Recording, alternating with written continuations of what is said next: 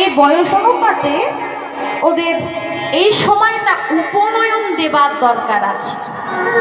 অমায়েরা উপনয়ন কি বোঝেন তো? ব্রাহ্মণ সন্তান হলে এবে হবে দুই ভাইয়ের যোগ্য উপনয়ন, এবে হবে দুই ভাইয়ের, এবে হবে দুই ভাইয়ের, এবে হবে দুই ভাইয়ের, এবে হবে দুই ভাইয়ের যোগ্য উপনয়ন। ত্রিভুবনবাসী বলে করণী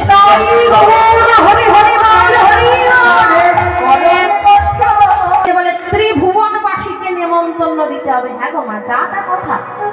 কৃষ্ণের উপনয়ন হবে, ত্রিভুবনকে তো নেমন্তন্ন দিতেই হবে। স্বর্গ মর্ত পাতাল, বাসুদেব পড়ে গেছে চিন্তায়, সর্বনাশ সিস্টেম উঠেছে গো মা। কিন্তু ত্রিভুবনবাসী নেমন্তন্ন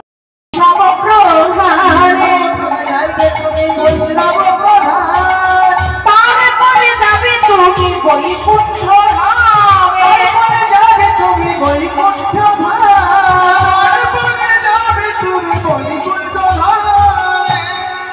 তাহলে কথা হলো কি, যে প্রথমে নেমন্তন্ন দিতে যাবে কাদের কাছে? বৈষ্ণবদের কাছে। 12 জন প্রধান বৈষ্ণব। হ্যাঁ, তার মধ্যে প্রথম লিস্টে নাম আছে কার? স্বয়ম্ভু। গুলিয়ে ফেললে হবে না কিন্তু, স্বয়ম্ভু মানে কিন্তু শিব নয়। স্বয়ম্ভু, স্বয়ম্ভু মানে হচ্ছে ব্রহ্মা, আর শম্ভু মানে হচ্ছে শিব। দুটো গোলালে হবে না। স্বয়ম্ভু হচ্ছে ব্রহ্মা আর শম্ভু হচ্ছে শিব। তার লিস্টে প্রথম আছে কে? ব্রহ্মা। এইবার বৈষ্ণবদের নেমন্তন্ন করতে যেতে বলেছে। দেবর্ষি নারদ মনে মনে চিন্তা করছে যে বহুদিন ধরে মনে একটা প্রশ্ন করতে খচখচ করছে, এ বেটা তো মোটে ভালো না। মনে মনে ভাবছে শুধু শুধুই কি নেমন্তন্ন দিতে যাব নাকি, শুধু শুধু আমি যাব না। তার নেমন্তন্ন দিতে যাচ্ছি যখন আমি জেনে আসবো যে সারাদিন আমি নারায়ণ নারায়ণ নারায়ণ নারায়ণ করে যাই, তা এত যে হরিনাম করি, হরিনাম করলে আমার হবেটা কি? কেনই করবো হরিনাম? হরিনাম করে আমার লাভটা কি? এই যে মায়েরা রাত জেগে বসে হরিনাম শুনছেন, সারাদিন সংসারে গাধার খাটুনি, কত পরিশ্রম করতে হয়, তবু কষ্ট করে এসে আপনারা হরিনাম শুনতে বসেছেন। হরিনাম যেমনই হোক, কীর্তনিয়া যেমনই হোক, গান যেমনই হোক, এই যে ধৈর্য নিয়ে আপনারা বসে আছেন। বৈষ্ণব জগতে 64 প্রকার বৈষ্ণব অপরাধ, এটা নাম অপরাধ হচ্ছে। হরিবাসরে বসে যদি ঘুম পায়, আমি বলবো বাড়ি গিয়ে ঘুমানো ভালো। ঘুম পেলে বাড়ি গিয়ে ঘুমা, কোনো অপরাধ নেই।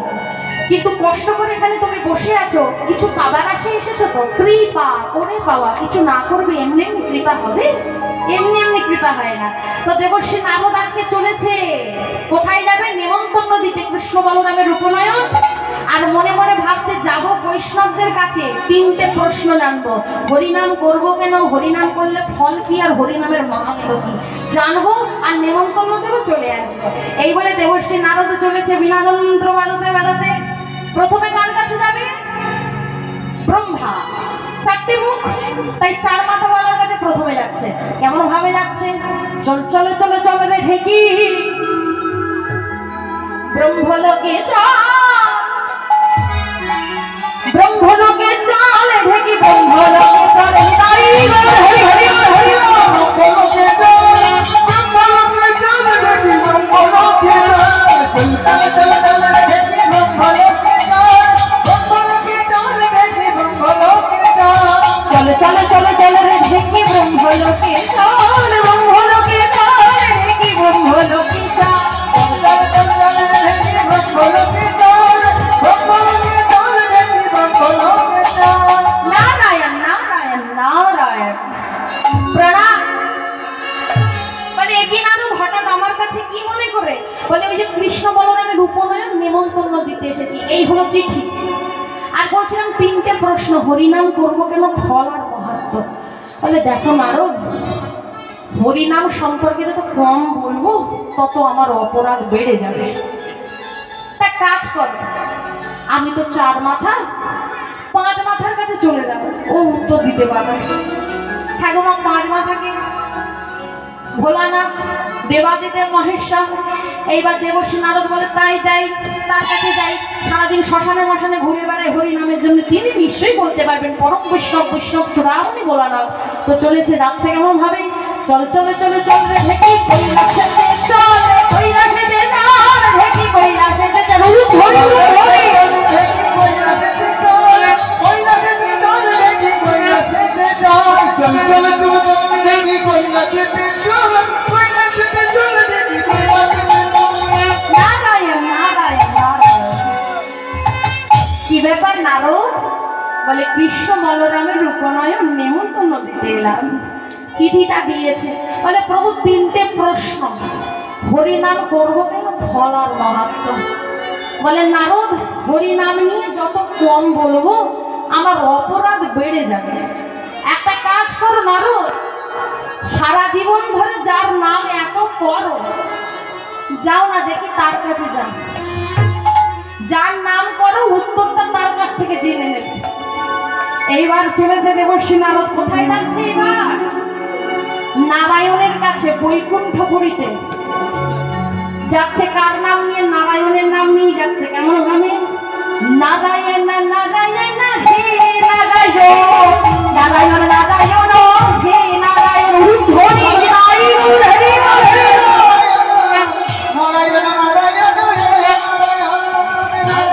নারায়ণ হে নারায়ণ নারায়ণ নারায়ণ হে নারায়ণ। তুমি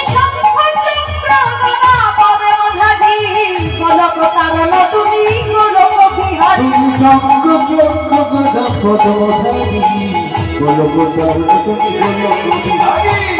নারায়ণ হে নারায়ণ, নারায়ণ নারায়ণ হে নারায়ণ, নারায়ণ হে নারায়ণ, নারায়ণ নারায়ণ নারায়ণ নারায়ণ। প্রভু প্রণাম। বলে আরে নারদ, বহুদিন পরে এসো এসো এসো, হরিনাম করবো কেন, ফল কি আর মাহাত্ম্য কি? বলে নারদ, কি বলি তোমায়, নিজের নামের ঢাকটা কি কেউ নিজে পেটায়? আমার নামের মাহাত্ম্য আমি তোমাকে বলবো, তা কি করে হয়? এক কাজ করো, 12 জন বৈষ্ণবের মধ্যে একদম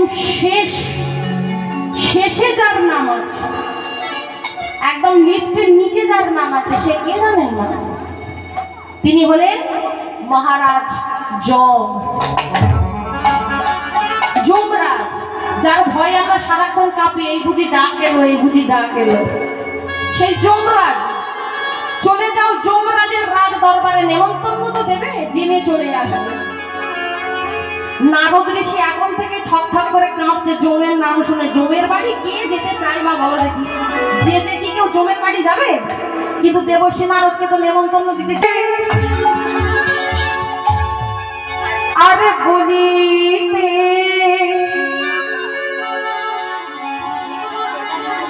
তোমরা গাহো কৃষ্ণ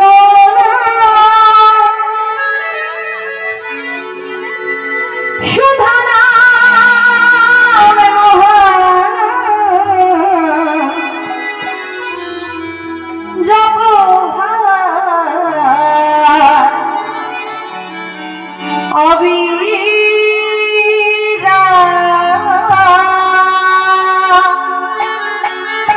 সবাই মিলে করে করে পানি দিতে দিতে একসাথে হরি হরি হরি হরি হরি হরি।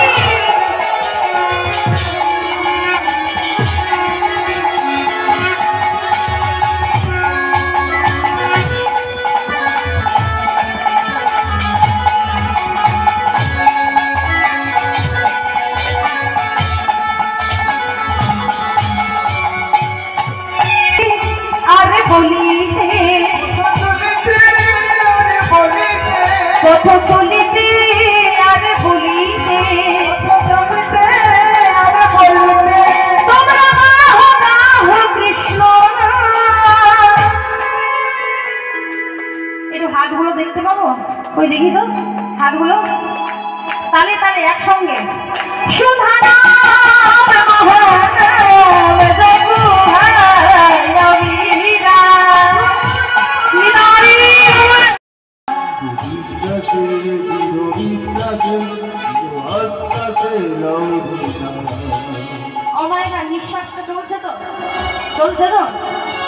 বিশ্বাসে নাম নিতে বলছে। কেন জানো?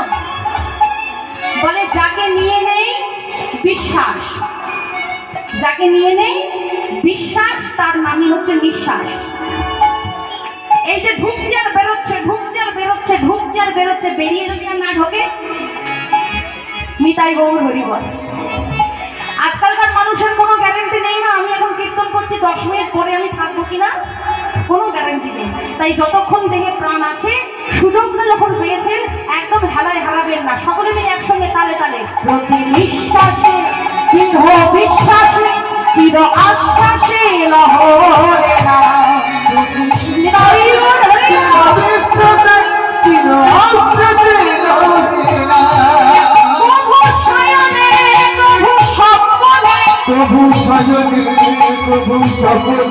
নিদ্রা জাগরণে লহনা। দুটি বাহু তুলে আরেকবার সবাই। পথ চলিতে আর বলিতে, পথ চলিতে আর বলিতে, পথ চলিতে আর বলিতে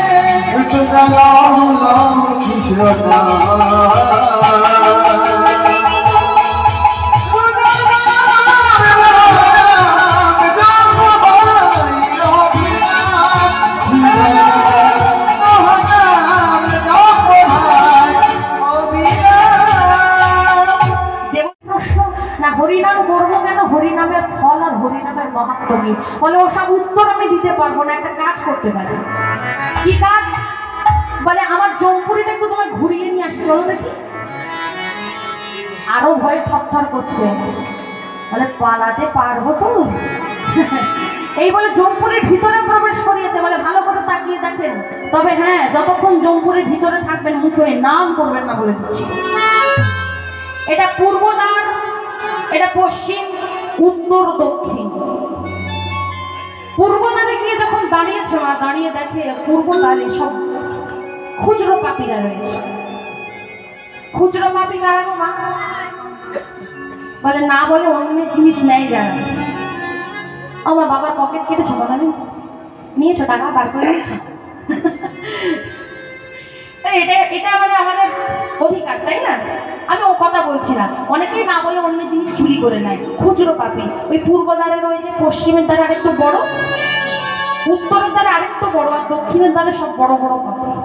মানুষ খুন করে, চুরি করে, ডাকাতি করে। এইবার দক্ষিণের দ্বারে গিয়ে দেখো ওই বড় বড় পাপিগুলো সাজা হয়ে গেছে। কেমন সাজা? বড় বড় লোহার কড়াইয়ে তেল টকবক করে ফুটছে, আর ওই মানুষগুলোর ঠ্যাং ধরে ওই তেলের মধ্যে ডোবাচ্ছে, তুলছে, ডোবাচ্ছে, তুলছে, ডোবাচ্ছে, তুলছে। দেবশ্রী নারদ এই দৃশ্য দেখা মাত্র চিৎকার করে উঠেছে, নারায়ণ নাথ। আর যেই নারায়ণ নারায়ণ বলে উঠেছে না, ওই দ্বারে যত বড় বড় পাপী ছিল নিমেষের মধ্যে সরাসরি বৈকুণ্ঠ ধাম প্রাপ্ত হয়েছে। তাই গৌর হরি হরি। আর যেই বৈকুণ্ঠ ধাম প্রাপ্ত হয়েছে, দেবশ্রী নারদ এক লাফে ওখান থেকে বাইরে এসে দাঁড়িয়েছে। বাইরে দাঁড়িয়ে বড় বড় নিঃশ্বাস নিয়ে হাঁপাচ্ছে, মনে মনে ভাবছি একবার যমরাজের খপ্পরে আর পড়লে আর বেঁচেছি, এইবার তাড়াতাড়ি করে পালাতে হবে। তাহলে চিন্তা করে দেখুন মার নামের কি মাহাত্ম্য।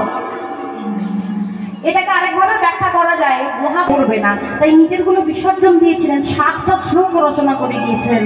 তার মধ্যে প্রথম শ্লোক যেটা বলে গিয়েছেন, হরিনামের অনেক মাহাত্ম্য। হরিনাম শুনলে চেত দর্পণম অর্জুন ভবমহদাবাক্যে নির্বাপণম শ্রেয় গৌরবচন্দ্রিকা বিদারণং বিদ্যাবোধো জীবনম আনন্দম বুদ্ধিবর্ধনম প্রতিপাদ পুণ্যমৃত শিষ্বাদনম সর্ব আত্মস্নপনম পরম বিজয়তে শ্রী শ্রীকৃষ্ণ সংকীর্তনম। নিতাই গৌর হরি হরি। হরিনাম শুনলে বহু বহু উপকারে উপকৃত হবো আমরা। চেত দর্পণম অর্জুন, মনের মধ্যে যত নোংরা ধুলোবালি ময়লা পড়ে আছে ওগুলো পরিষ্কার হয়ে যায়। কথা শোনো, চেত দর্পণ মার্জন। চেত মানে মন, দর্পণ মানে আয়না, মার্জন মানে মেজে ঘষে পরিষ্কার করা। হ্যাঁ গো মা, সকালে দাঁত মাজির টুথপেস্ট আছে, স্নান করবো, করতে পারি। তাই গৌর হরি হরি। এইরকম ভাবে আমরা সাত উপকারে উপকৃত হতে পারি। অনেক কথা আছে, কিন্তু এত কথা বলতে গেলে লীলাটাকে শেষ করতে হবে সময় মতো। আবার যদি কখনো আসি আবার অনেক কথা আমি শুনিয়ে যাব। একটা কি জানেন তো, গুরু কৃপায় যতটুকু যে আমি সঞ্চয় করতে পেরেছি, গুরুদেবের পরে কৃষ্ণ বলরাম বাবা মায়ের চরণে প্রণাম করে অনুমতি নিল। অনুমতি নিয়ে বলছে, বাবা এইবার আমাকে অনুমতি দিতে হবে, আমি গুরুগৃহে যাত্রা করব। পড়াশোনা তো শিখতে হবে। ও মা, তৎকালীন সময়ে স্কুল কলেজ ইউনিভার্সিটি ছিল না গো, তৎকালীন সময়ে গুরুগৃহে থেকে পড়াশোনা করতে হতো। হ্যাঁ, তো কৃষ্ণ চললেন গুরুগৃহে, বাবা মাকে প্রণাম করে গুরুগৃহে এলেন। গুরুগৃহটা কোথায়? বর্তমানে মধ্যপ্রদেশের উজ্জয়িনী, বর্তমান নাম যার অবন্তীনগর। বর্তমান নাম যার অবন্তীনগর, সেই অবন্তীনগরে এসে গুরুদেবের চরণে প্রণাম করছে। গুরুদেবকে বলছে, গুরুদেব, মোরা দুটি ভাই হই বসুদেব পিতা, মোরা দুটি ভাই হই বসুদেব পিতা, মোরা দুটি ভাই হই বসুদেব পিতা, মোরা দুটি ভাই হই বসুদেব পিতা, বিদ্যাভ্যাস করিবাদে যাইলাম হেথা, করিবাদে আইলাম হেথা, আইলাম হেথা, আইলাম হেথা।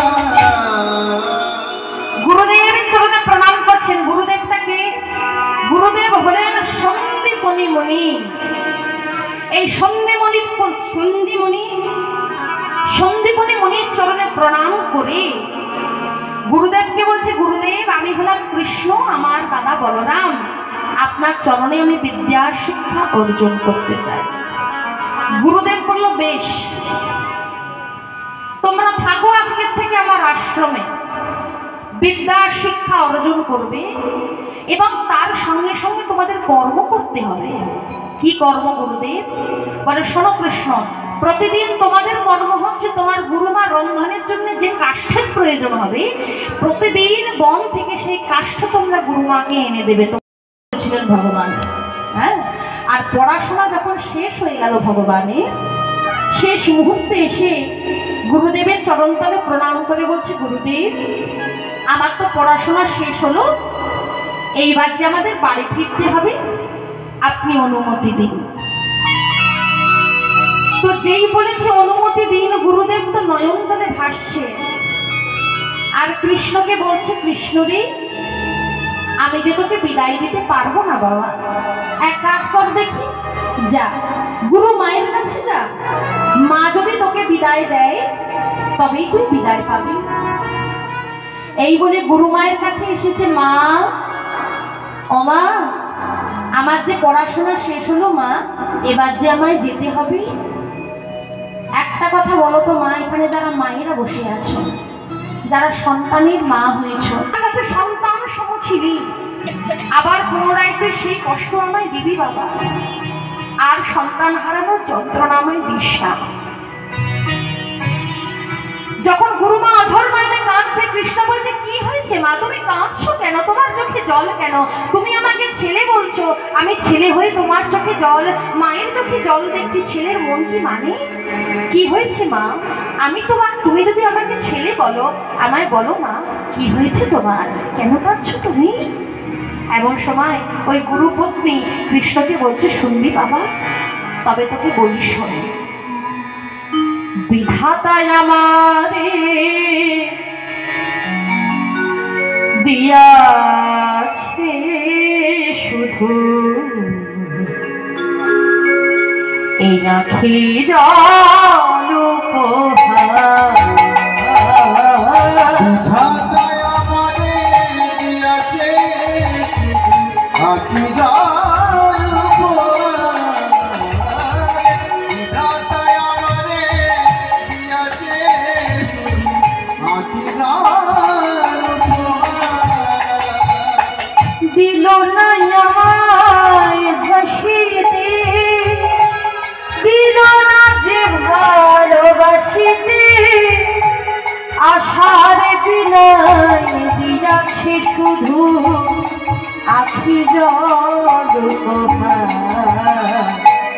আখি জল উপহার। বিধাতায় আমারে দিয়াছে শুধু তাই বল হরি হরি বল, হরি বল, হরি বল। বিধাতায় আমারে দিয়াছে আখি জল উপহার। কৃষ্ণ বলছে, কি হয়েছে মা, মা বলছে শুনবি কৃষ্ণ, একটি তো নয়ন সবে মাত্র ছিল, ওই নির্দয়নী ঠুর বিধি তাহারে কাড়িল, তাহারে কাড়িল।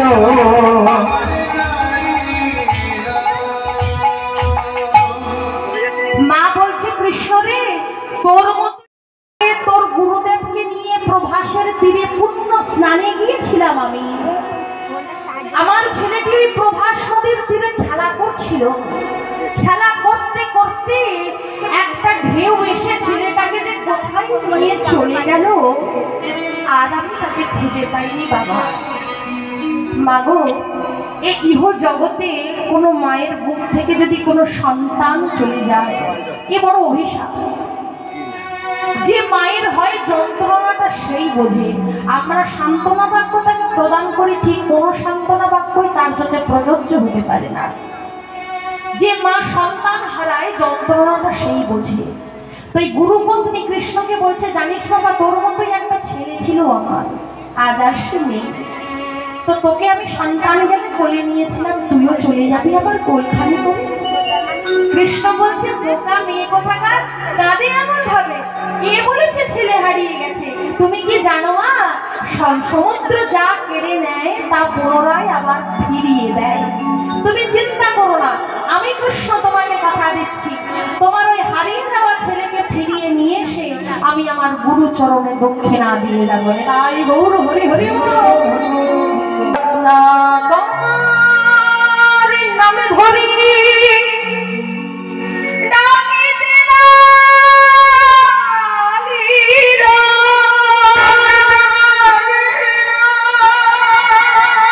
নরমূর্তি হয়েছে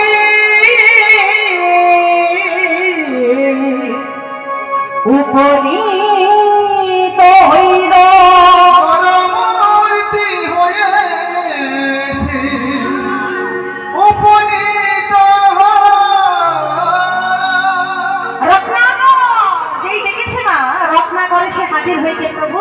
আমায় ডাকছিলেন, বলে রত্নাকর তোমার দহের মধ্যে আমার গুরুপুত্র আছে? বলে না তো প্রভু। তাহলে আমার গুরুপুত্র গেল কোথায়, তুমি কি দেখেছো? বলে না, তাও তো এই গান হচ্ছে। হ্যাঁ, একটা জিনিস হতে পারে। কি? বলছে আমার দহের মধ্যে একটা দৈত্য বাস করে, যার নাম হচ্ছে শঙ্খাসুর।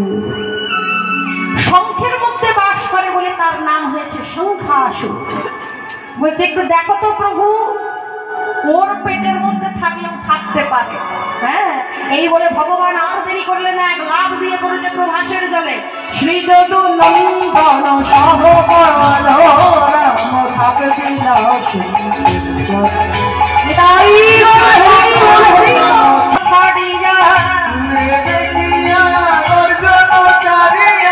প্রভু তো হবে সোনা করে,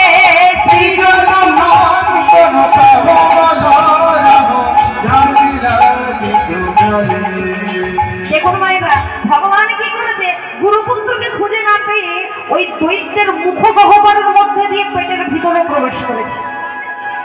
আর পেটের ভিতরে খুঁজতে খুঁজতে দেখে গুরুপুত্র তো নেই, কয়েকটি হাড় মোটে পাওয়া গেছে। ভগবান ক্রোধে জর্জরিত হয়ে ভগবান নিজ দেহ বাড়াতে বাড়াতে বাড়াতে বাড়াতে একদম শঙ্খাসুরের দেহ ছিন্ন ভিন্ন হয়ে গেল। ওই কয়েক টুকরো হাড় মোটে পেয়েছে। দাদা বলরাম বলে, হ্যাঁ রে ভাই, তোর গুরুপুত্রকে পেলি না, একজনের প্রাণ কেড়ে দিলি। কৃষ্ণ বলে, দাদা ওকেও তো কথা দিয়ে রেখেছিলাম, ওকে উদ্ধার করবো, তাই তো করে দিলাম। বলে তাহলে এবার কি করবি? বলে চলো, যেখানে গেলে কাজ হবে সেখানে যাই। গেল কোথায় মা? যমরাজের রাজ দরবারে।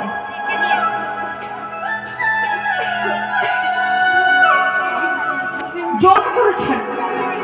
যমরাজ বাইরে বেরিয়েছে, বলে প্রভু আপনি এসেছেন, চলুন চলুন ভিতরে চলুন। বলে না না, ভিতরে আমি যাবো না, ওটা যমপুরী, আমি এখানেই দাঁড়াচ্ছি। একটা কাজ করো তো, চিত্রগুপ্তকে ডেকে পাঠাও। কেন প্রভু? বলে ডেকে পাঠাও, তারপরে বলছি। চিত্রগুপ্ত কি করে বাবা? হিসাবের খাতা লেখালেখি করে, তাই না? নিতাই গৌর হরিবল।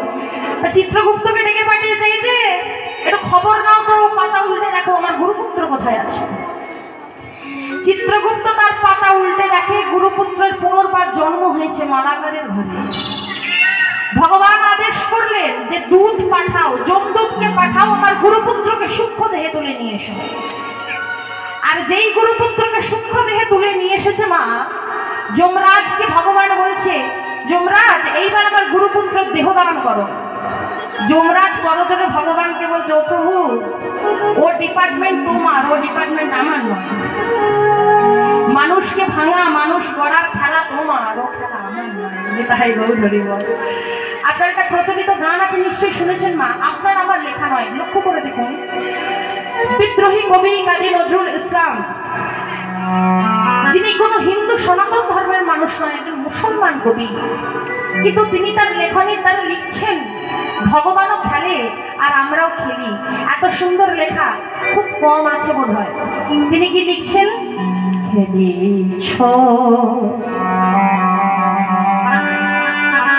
গানটাকে যদি আমরা ভালো করে শুনি, কি বলছে? এ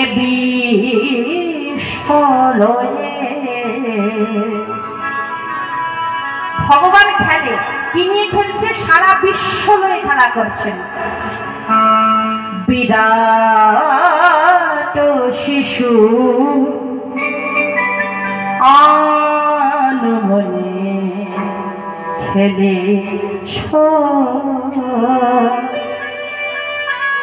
আচ্ছা মায়েরা, পুতুল খেলা দেখেছো?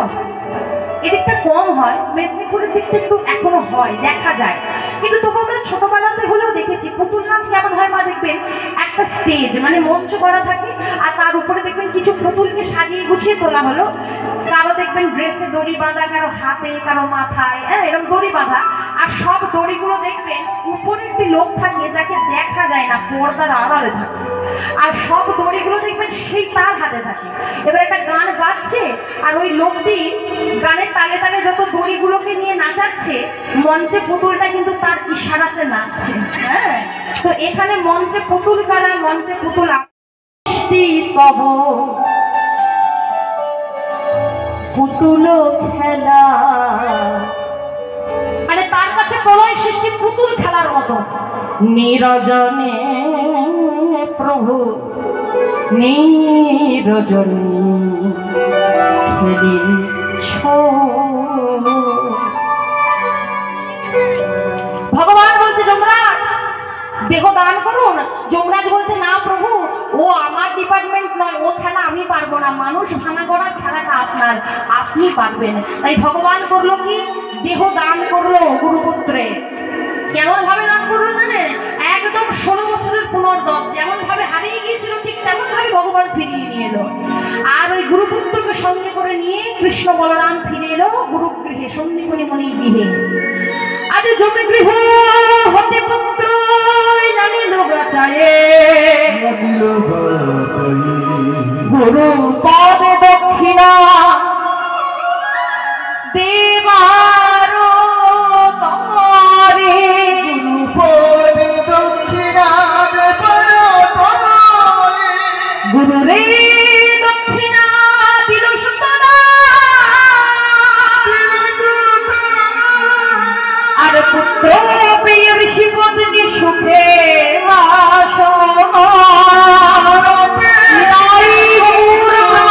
হরি হরি বল। আশীর্বাদ করছে এই জগতে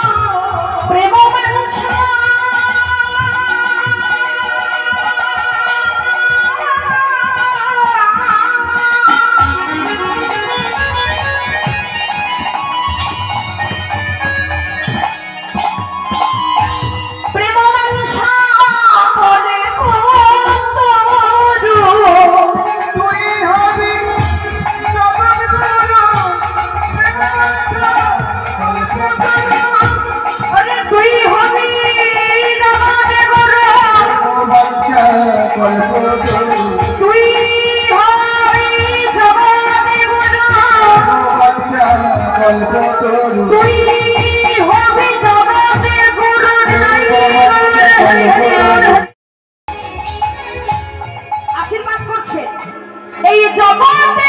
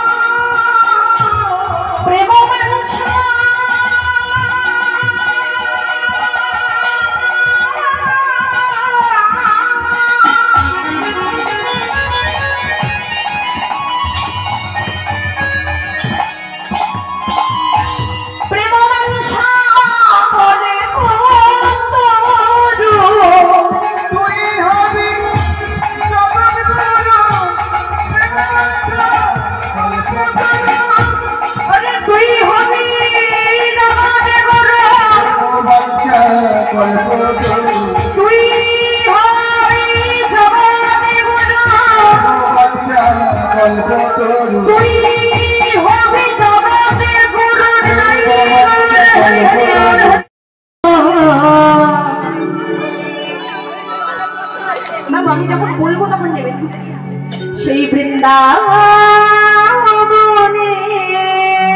ওই তো হাত ঘুরে কি সবাই হাত তুলুন সবাই নৃত্য করতে হবে সবাই তালে তালে হরি বল হরি বল হরি হরি বল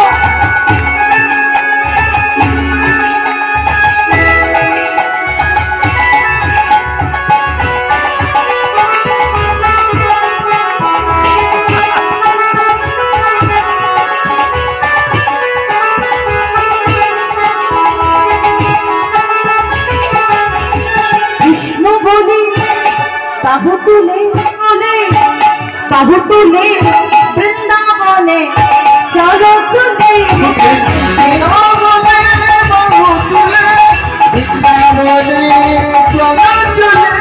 কৃষ্ণ বলে বাহু তুলে বৃন্দাবনে চলো চলে কৃষ্ণ বলে বাহু তুলে চলো চলে বৃন্দাবনে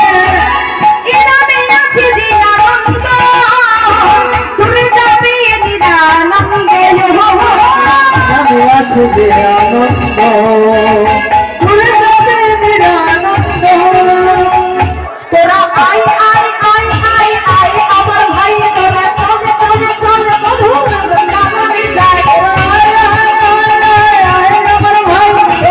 চলে চলে তোরা আই আই আই আই আমার ভাই তোরা চলে চলে চলে বন্ধুরা যায়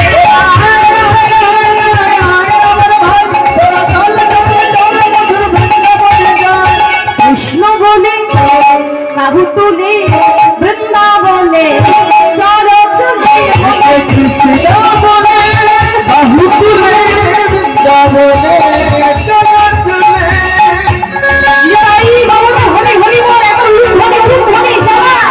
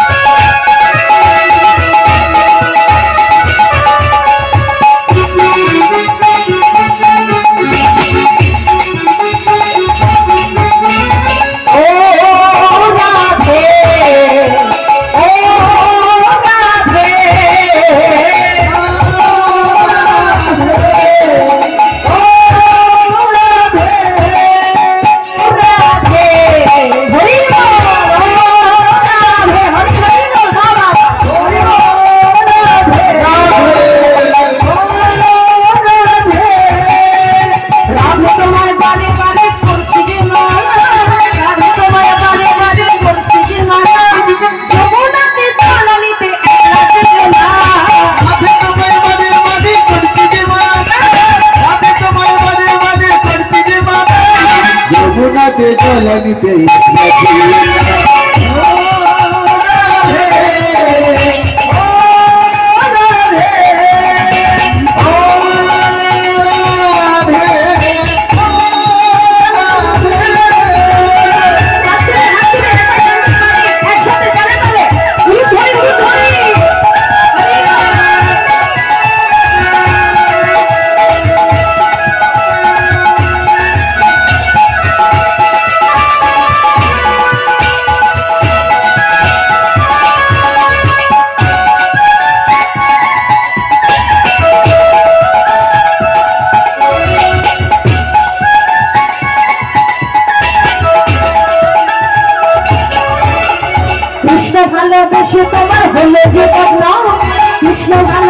তোমার হলো যে বদনাম ভালোবেসে আমি পেলাম কলঙ্কিনী না কৃষ্ণ ভালোবেসে তোমার হলো যে বদনাম কৃষ্ণ ভালোবেসে তোমার হলো যে বদনাম ভালোবাসার জন্য পেলাম কলঙ্কিনী না ও রাধে ও রাধে ও রাধে ও রাধে চারপাশে যমুনার উজান বলে যায় চারপাশে যমুনার উজান বলে যায় ডাকলে তো শিরা ধারা ঘরে থাকা যায়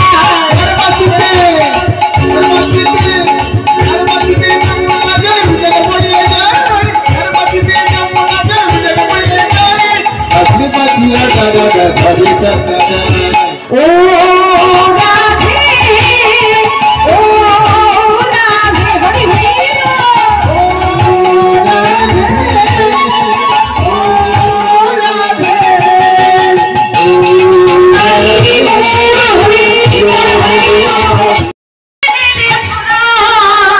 তোমারে খোল করো তালে রাধে মধ্যে নাচে গোরা বলেছি লুটের বাজার লুটে সবাই হাতগুলো তুলে একবার উঠে ধরে শঙ্খ ধরে হয়ে গেল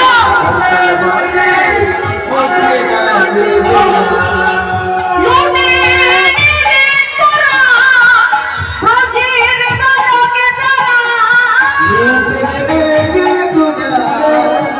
ব্রজের বালকে যারা ছেলে মাঝখানে একদম ভেতরে লুটে নিলে তোরা গোড়ার ছেলে একদম ভেতরে বালকে যারা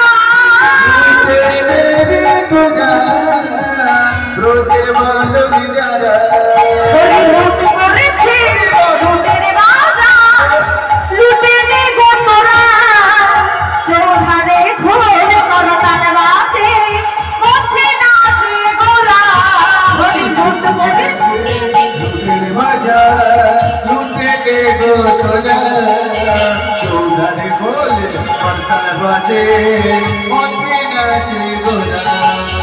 চিনি সন্দেশ ফুলে বাতাসা মটকা জোড়া জোড়া তারি মাঝে হাতে বাড়ানো ব্রজের মাখন চূড়া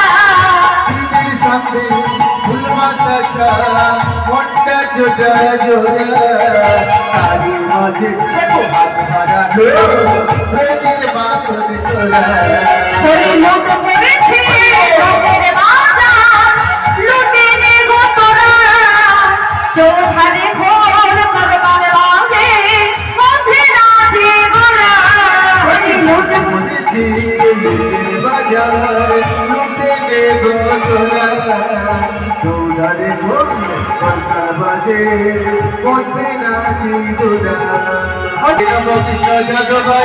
হরি হরায় নম কৃষ্ণ যাদবায় নম যাদবায় মাধবায় কেশবায় নম আরে যাদবায় মাধবায় কেশবায় নম শ্রীরূপ শ্রী সনাতন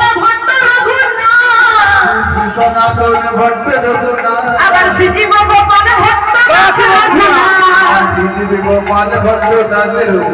আমি এই ছাই বসাই করি চরণ বন্দন যাহা হইতে বিঘ্ননাশী অভীষ্ট এই ছাই বসাই যারা মই তারে যা সবার বদরে মোর পঞ্চ এই ছাই বসাই যাবে বলে কইলে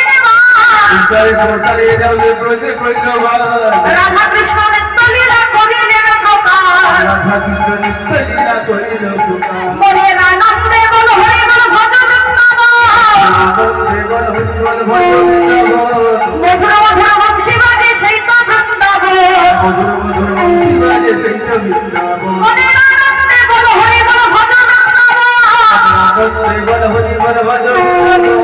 মধুর মধুর বংশী বাজে সেই তো বৃন্দাবন